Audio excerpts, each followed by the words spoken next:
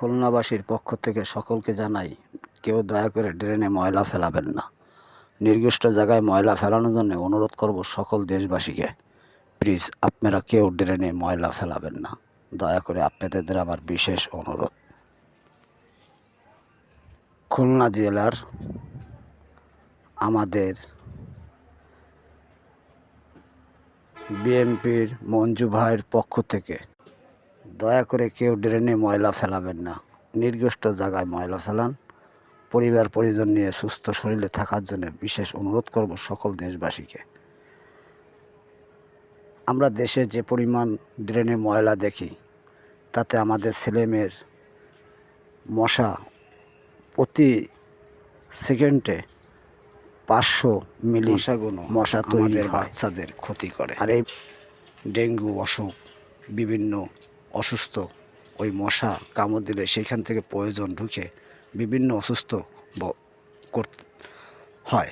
তাই জন্য আমি দেশবাসীর তরে বিশেষ অনুরোধ করব, বাড়ির আশেপাশে ও ড্রেনে রাস্তাঘাটে দয়া করে কেউ ময়লা ফেলাবেন না। নির্দিষ্ট জায়গায় ময়লা ফেলান। পরিবার পরিজন নিয়ে সুস্থ থাকুন, টেনশন থেকে মুক্ত থাকুন। আপনার বাচ্চার অসুস্থ হলে আপনার টেনশন হবে, কাজের ক্ষতি হবে, পয়সা বিপলে যাবে।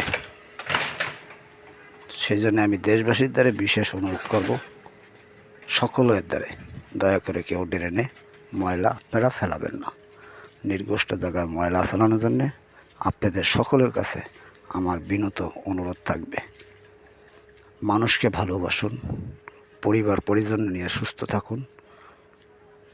পরিষ্কার পরিচ্ছন্ন ইমানের অঙ্গ, এটা যদি সকলের মাথায় মনে থাকে, তাহলে অবশ্যই আমাদের এই মেসেজগুলো আমাদের টিকটক, ইউটিউব, ফেসবুক সকলের কাছে যারা চালান, আপনাদের দ্বারা আরও একটা অনুরোধ, কেউ দয়া করে খারাপ ছবি প্লিজ ছেড়েন না। এতে আপনার পরিবার, আপনার ছেলে মেয়ে নষ্ট হবে। আপনারই ইজ্জত দেখে চান যে আমার ছেলে মেয়ে নষ্ট হোক?